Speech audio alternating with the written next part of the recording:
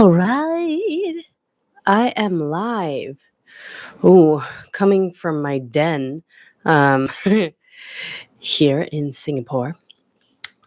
Here's a drawing that I made the other day. Whee! So, today I want to talk about self-abandonment.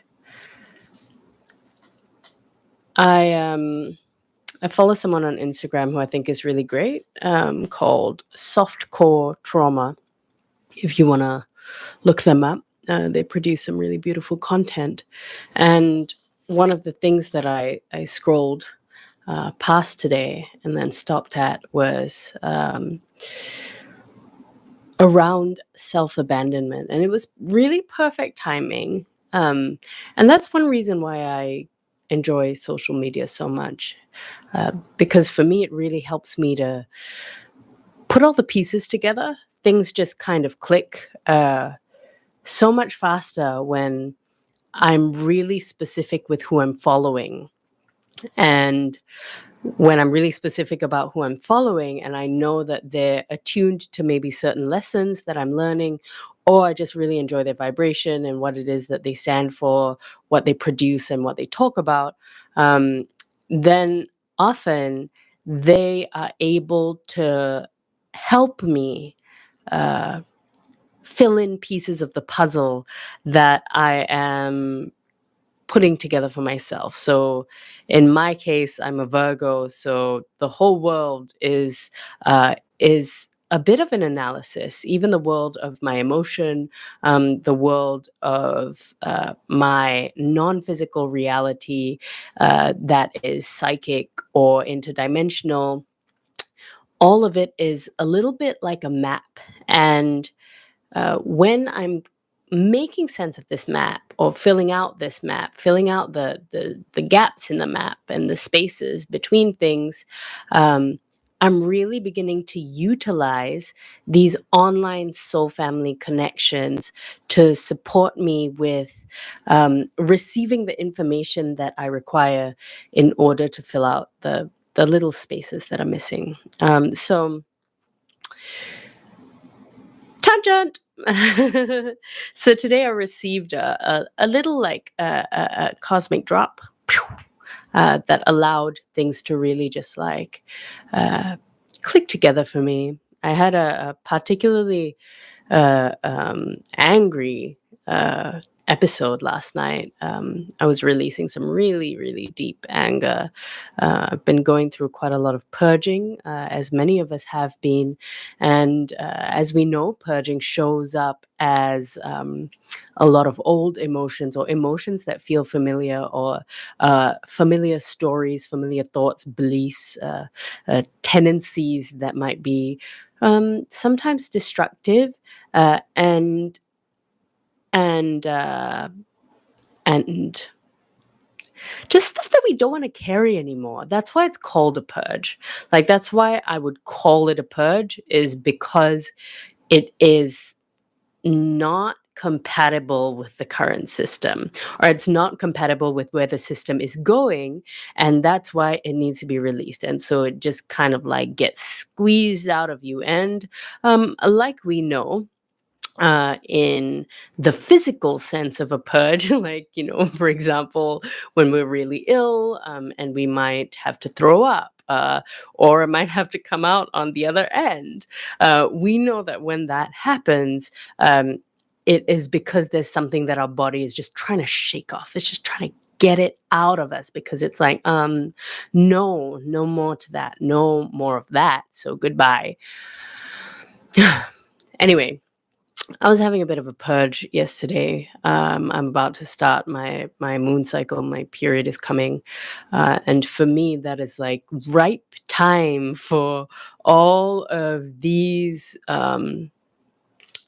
beautiful patterns that have been dancing in my shadowy realms for quite some time.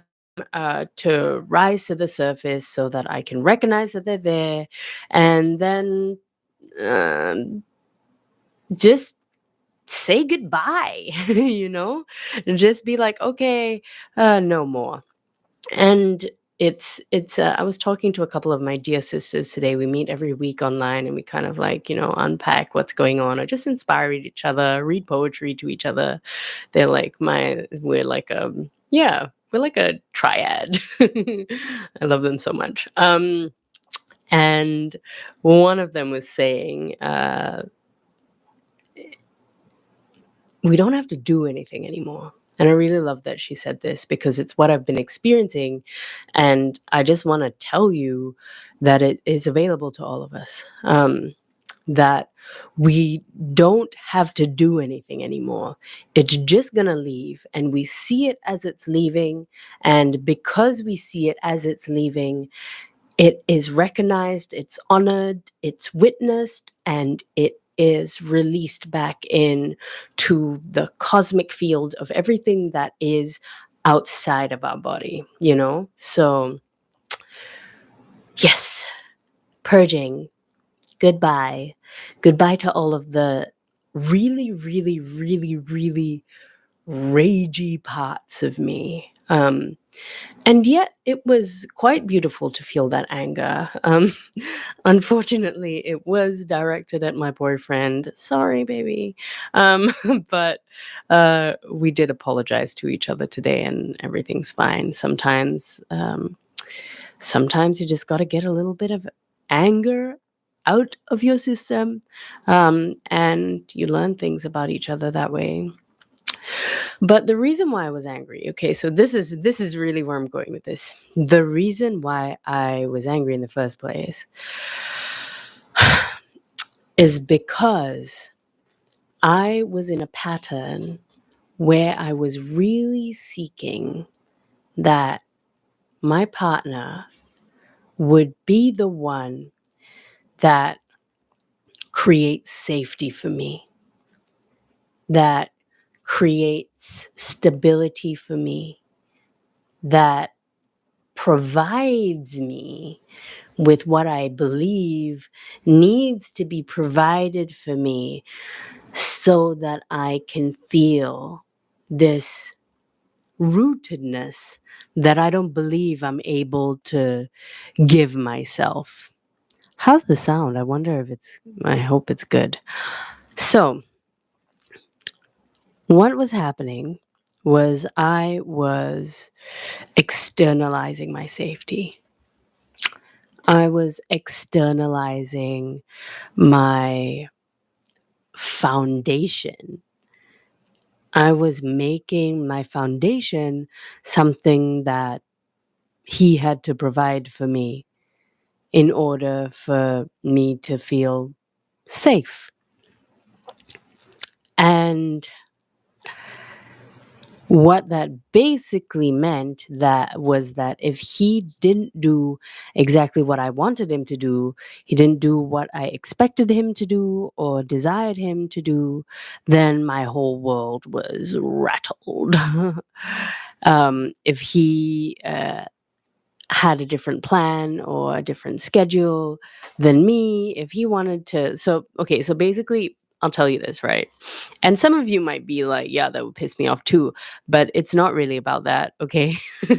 So he does this thing where he like stays up the whole night.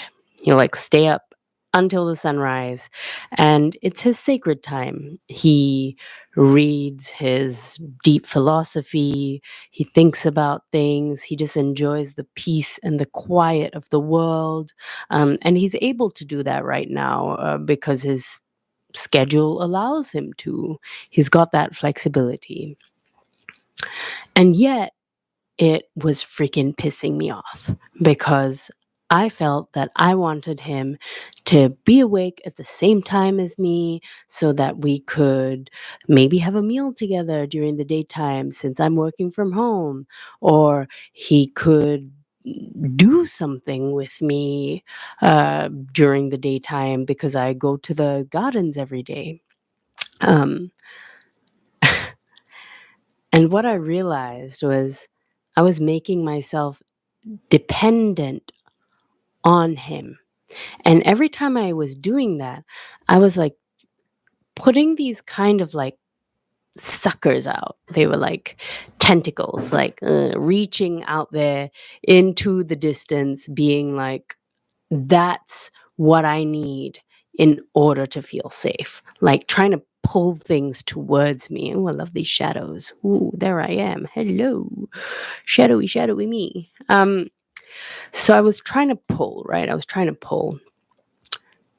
But every time I was trying to pull from the outside, what I was doing was I was ignoring the part of me, okay? The part of me that felt like something was missing, the part of me that had dissociated at a particular point in my life, a very childhood part of me. So, this childhood part of me, she was externalized, right? And therefore in my body she was almost like absent. She was out there in the point where I left her, and so she was left within me. I had left her within me, and she was out there somewhere in the unified field, dissociated at the point where I was like, I can't feel this, I don't want to be there. And so what I was doing is I was working with her out there to try to like take what it is that I thought I needed that I didn't get in that moment. What I thought would just fit that hole, that absence that came from me not actually being there for me. And so I've had just a major reprogramming today, and that's what I wanted to share with you, okay? What I wanted to talk about really was the only way to regulate and to create that sense of safety is to make a choice for us to stop abandoning ourselves. We have to stop leaving ourselves in the moment that we need to be there, to hear where the pain is coming from, to see where the pain is coming from, to remember where the pain is coming from. Can we just sit with it? Can we look inside? Can we listen? Can we listen to them? Can we listen to the parts of ourselves that are trying to speak to us when we are seeking externally? And so I've just had a practice of really, really just being super with myself today. And it's been a growing practice. I think that's also one of the reasons why the kerfuffle happened in the first place. It was building this need to recognize what has been was building so that it can just be gone now, so that this pattern of abandonment at the level that it was occurring could be recalibrated, redesigned, transformed. So, what does it look like when we don't abandon ourselves? And the thing is, everybody is different. We all have a different design. But I will share with you what my practices are.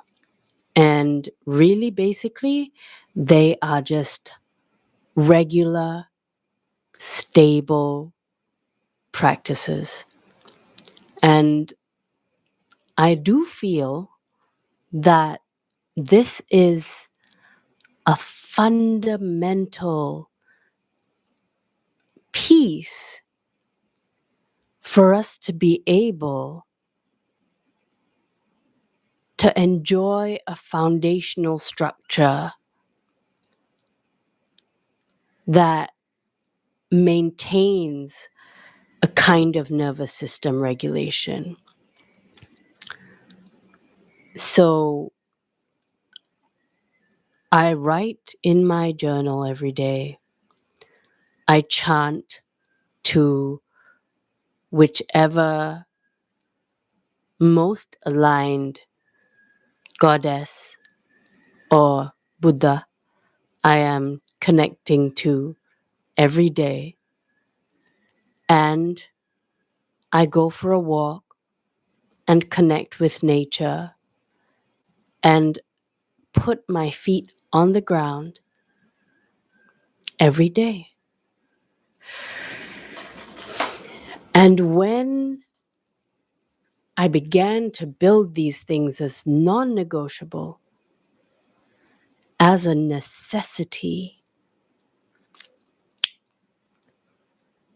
I began to feel a possible future and to create a possible future where I am no longer abandoning myself because I show up for me every day. And I'm not showing up because, at first you're just going to have to do it because you're making yourself do it, right? Like to install a new habit, it takes time. Some people say it takes this long or that long. Or for me, I usually go with 21 days. So, but everyone is different. I would suggest that you intuit the number of days or the number of weeks that is most aligned with your system, because again, everybody's system is different. And you are perfectly capable and perfectly open to receiving the right answer from the universe. And that's why you're watching this video. It's because there's something in it for you, especially if you've made it this long, because I have been talking for 17 minutes now, which also makes me feel like maybe it's time to say good night, and also to use better lighting next time. Better lighting. So I'm just going to say farewell from me and my friend, Mr. Lithu. That's his name. Woo-hoo. Bye. Have a great morning, afternoon, evening, wherever you are. And I will see you next time. Okay? Don't be a stranger. Bye.